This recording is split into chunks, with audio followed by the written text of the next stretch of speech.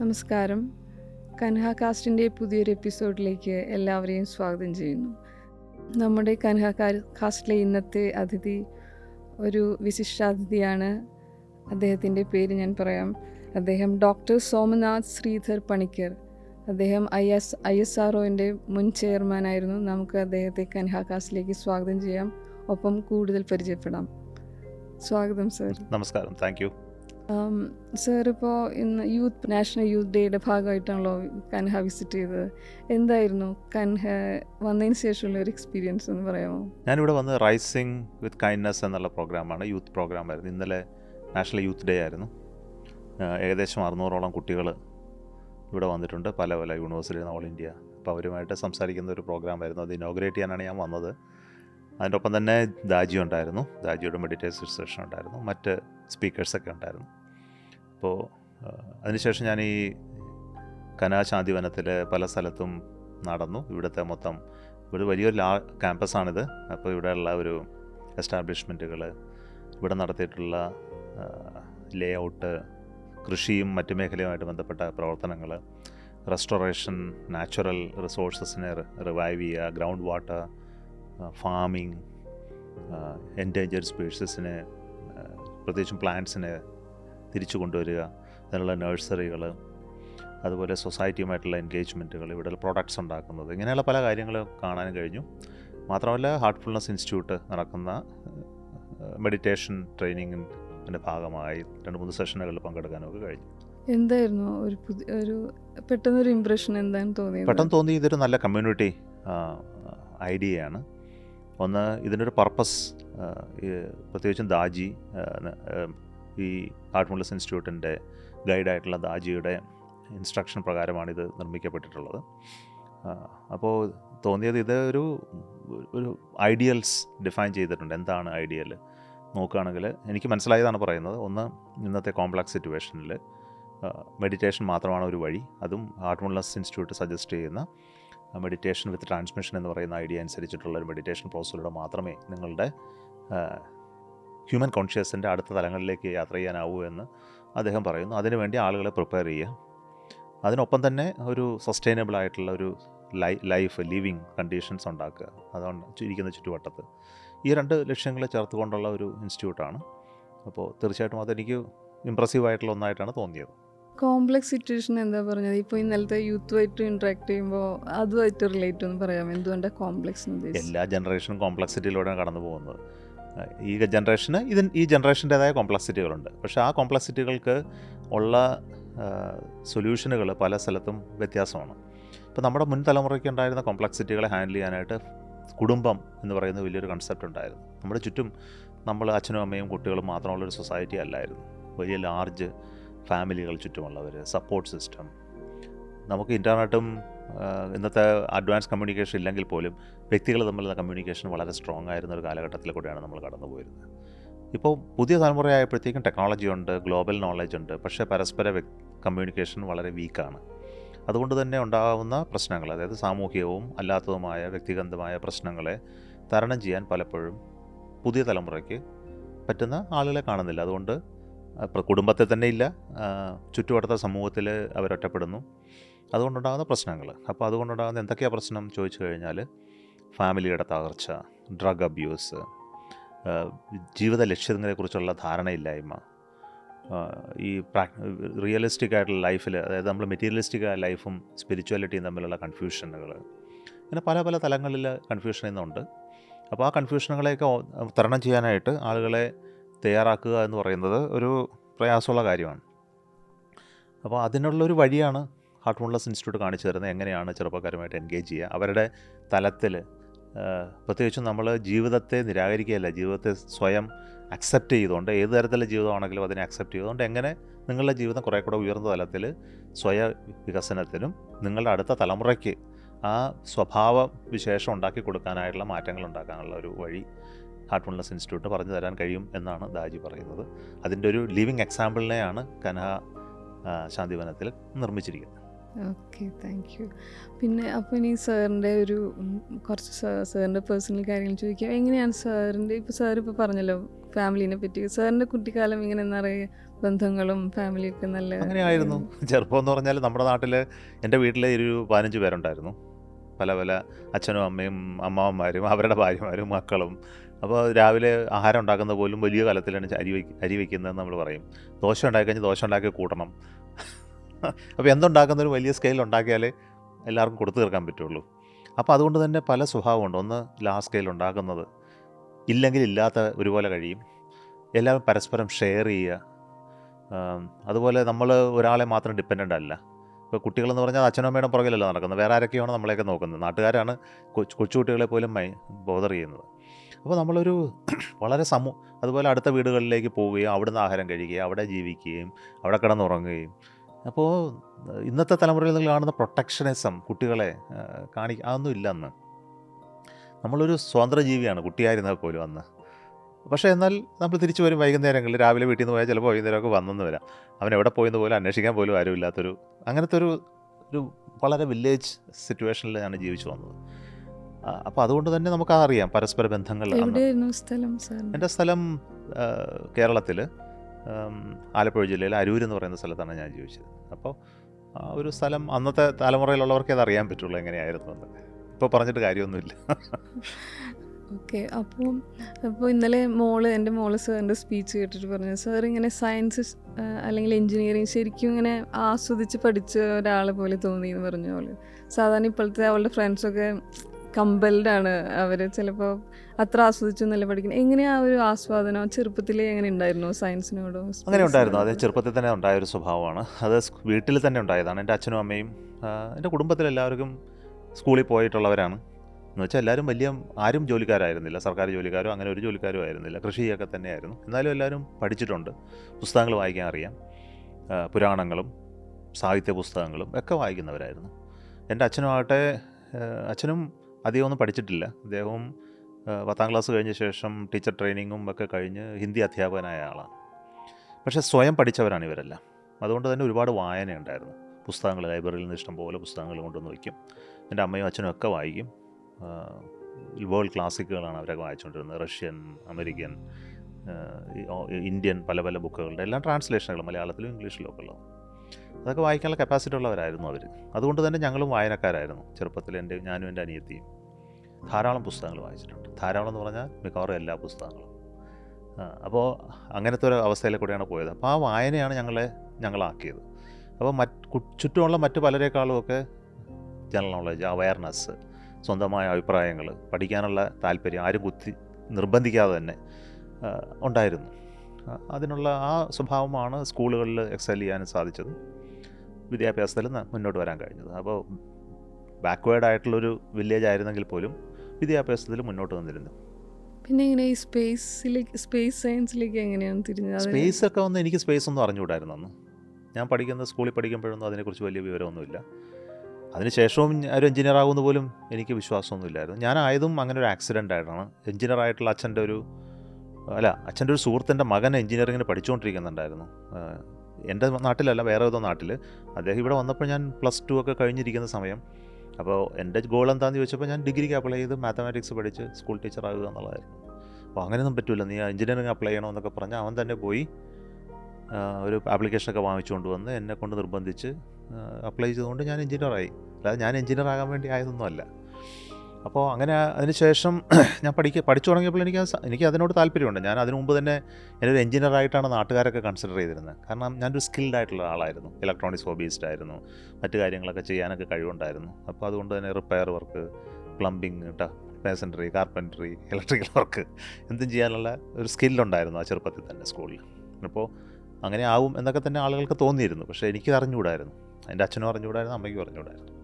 മറ്റുള്ള ആരൊക്കെയോ കണ്ട് അങ്ങനെ ആക്കിയതാണ്.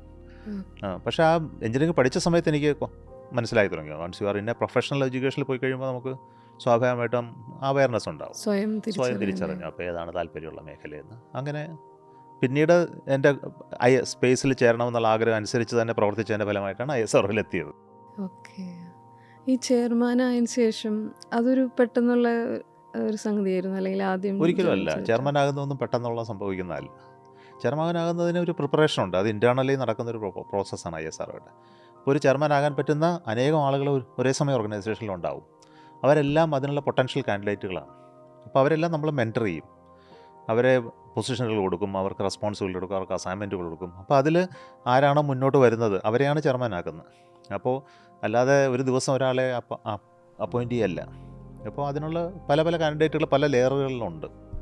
അപ്പോൾ അവർക്ക് അതിനനുസരിച്ചുള്ള ഉത്തരവാദിത്തങ്ങൾ ഏറ്റെടുക്കുകയും അവരുടെ പെർഫോമൻസ് മോണിറ്റർ ചെയ്യുകയൊക്കെ ചെയ്യുക എന്നുള്ളതാണ് ഇപ്പോൾ ഉള്ള ഉത്തരവാദിത്തമുള്ള ലീഡർഷിപ്പിൻ്റെ ചുമതല.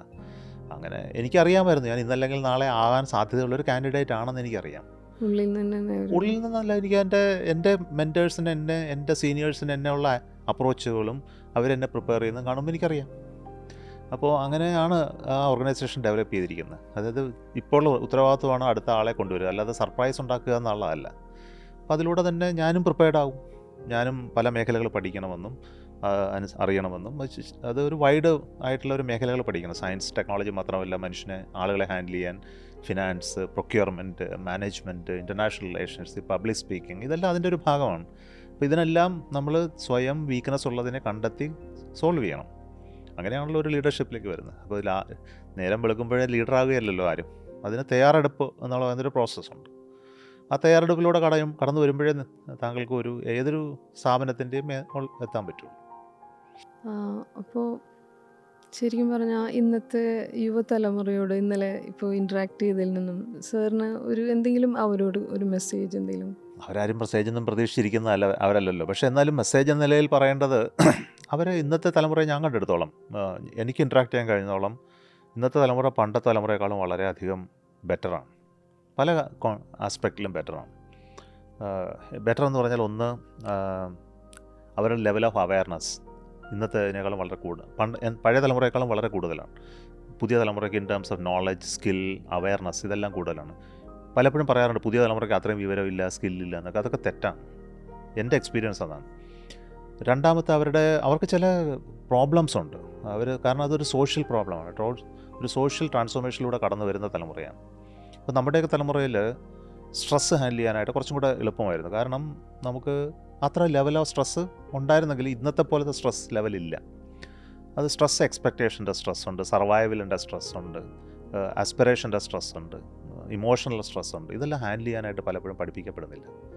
അതായത് അവർ ലൈഫിൽ അത്തരം കണ്ടീഷനിലൂടെ കടന്നു പോകാത്തതുകൊണ്ട് ഓൾ ഓൺ സഡൻ വരുമ്പോൾ പലപ്പോഴും തകർന്നു പോകുന്ന ഒരു സ്വഭാവമുണ്ട്. അതൊരു സ്വഭാവമാണ് തലമുറയുടെ. അതല്ലാതെ അവരുടെ സ്കില്ല് വളരെ നല്ലതാണ്. അപ്പോൾ എനിക്ക് പറയാനുള്ളത് എന്താണ്, ഈ ആസ്പെക്റ്റിനെ ഹാൻഡിൽ ചെയ്യാനാണ് തലമുറ കൂടുതൽ ശ്രമിക്കേണ്ടത്. നിങ്ങളെല്ലാം നോളജബിളാണ്, കേപ്പബിളാണ്, ലീഡർഷിപ്പ് പോസ്റ്റിലേക്ക് വരുന്നവരാണ്. പക്ഷേ അവരുടെ ഇമോഷണൽ സൈഡ് പലപ്പോഴും വീക്കാണ്. അത് സ്ട്രോങ് ആക്കുക എന്നുള്ളതാണ് ചെറുപ്പം മുതലേ ചെയ്യേണ്ട കാര്യം. അത് അവരോട് ഇന്ന് പറഞ്ഞിട്ട് കാര്യമൊന്നുമില്ല. അതിൻ്റെ ഉത്തരവാദിത്തം മാതാപിതാക്കളിലാണ്. അവർ കുട്ടികളെ ആ രീതിയിൽ പ്രിപ്പയർ ചെയ്യുന്നതിന് പ്രധാനമായിട്ടും വേണ്ടത് ഉത്തരവാദിത്തങ്ങൾ ഏൽപ്പിച്ചു കൊടുക്കുക എന്നുള്ളതാണ്. കുട്ടികൾക്ക് ഉത്തരവാദിത്തം കൊടുക്കാതിരിക്കുക എന്നുള്ളത് ഇന്നത്തെ തലമുറയുടെ വലിയൊരു കുഴപ്പമാണ്. പാരൻസ് അവർക്ക് ഉത്തരവാദിത്തങ്ങൾ ഏൽപ്പിക്കില്ല. കാരണം അവരുടെ കംഫർട്ട് ലെവലിൽ നിന്ന് അവരെ ഡിസ്റ്റർബ് ചെയ്യേണ്ട എന്നുള്ളൊരു ഞാൻ ഉത്തരവാദിത്തം ഏറ്റെടുത്തോളാം കുട്ടിക്ക് വേണ്ടി. കാരണം കുട്ടിയാണ് അവരുടെ ലോകം. കാരണം കുടുംബങ്ങൾ ചെറുതാകുമ്പോൾ ഉണ്ടാകുന്ന വലിയൊരു പ്രശ്നമാണ്, കുട്ടികളിലേക്ക് ഒതുങ്ങുന്നു. പണ്ട് കുട്ടികളെ അറ്റൻഡ് ചെയ്യാനൊന്നും അച്ഛനും അമ്മയ്ക്കും നേരമില്ലായിരുന്നു. എൻ്റെ അച്ഛൻ എന്നെ മൈൻഡ് ചെയ്തിട്ട് പോലുമില്ല. അത് ഈ പുസ്തകം കൊണ്ടൊന്നും തരുന്നതല്ലാതെ. അമ്മയാവട്ടെ, അമ്മയ്ക്ക് ഇഷ്ടം പോലെ പണികൾ വേറെ ഉണ്ടായിരുന്നു. അപ്പോൾ നമ്മളിൽ സ്വന്തമാണ്. അപ്പോൾ ആ സ്വയം കാര്യങ്ങൾ നടത്താനും മാനേജ് ചെയ്യാനും പ്രശ്നങ്ങളിൽ അഭിമുഖീകരിക്കാനും സുഹൃത്തുക്കളോടൊപ്പം പ്രവർത്തിക്കാനും ഒക്കെയുള്ള എക്സ്പോഷർ ഇന്നത്തെ കുട്ടികൾക്കില്ല. അതുകൊണ്ട് തന്നെ അവർ പലപ്പോഴും പ്രശ്നങ്ങളിലേക്ക് പോകുന്നു. പക്ഷേ ഫ്രണ്ട്സ് ഇല്ല എന്ന് പറയല്ല. ചില ഫ്രണ്ട്ഷിപ്പിനെ നന്നായിട്ട് ഹാൻഡിൽ ചെയ്യാൻ കഴിയുന്നവർ അത്തരം കേപ്പബിലിറ്റി ഉള്ളവരായി മാറും. അതില്ലാത്തവരുടെ എണ്ണമുണ്ട്, ഐസൊലേറ്റഡ് ആയി പോകുന്നവരുണ്ട്. അപ്പോൾ അത്തരം പ്രശ്നങ്ങളാണ് ഇന്നത്തെ വലിയൊരു ഇഷ്യൂ. അതിനെ ഹാൻഡിൽ ചെയ്യാനായിട്ട് മാതാപിതാക്കൾ ശ്രദ്ധിക്കുക. 2, കുട്ടികളെ വളർത്തുന്നതിൽ ഏറ്റവും പ്രധാനപ്പെട്ട ജോലി എന്ന് പറഞ്ഞാൽ അവർക്ക് ഉത്തരവാദിത്തങ്ങൾ ഏൽപ്പിച്ചു കൊടുക്കുക എന്നുള്ളതാണ്.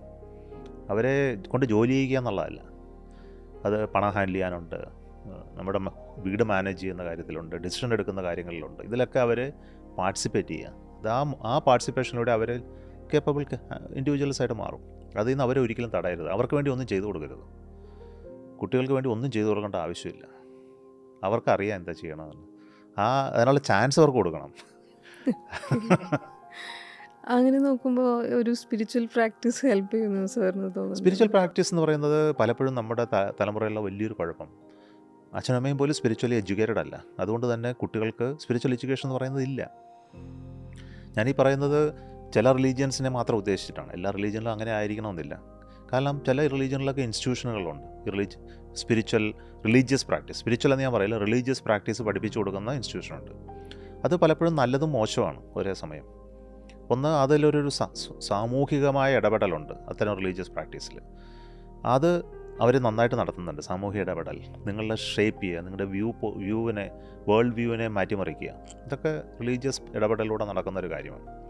എന്നാൽ സ്പിരിച്വാലിറ്റി ഇതൊന്നുമല്ല. സ്പിരിച്വൽ എന്ന് പറഞ്ഞാൽ സ്വയം കണ്ടെത്തുക എന്നുള്ള സ്വഭാവമാണ്. നിങ്ങളുടെ എക്സ്റ്റേണൽ ഇൻറ്ററാക്ഷനാണ് റിലീജിയൻ, ഇൻറ്റേർണൽ ഇൻറ്ററാക്ഷനാണ് സ്പിരിച്വാലിറ്റി. അതിനെ പ്രാക്ടീസ് ചെയ്യുന്ന ആരുമില്ല.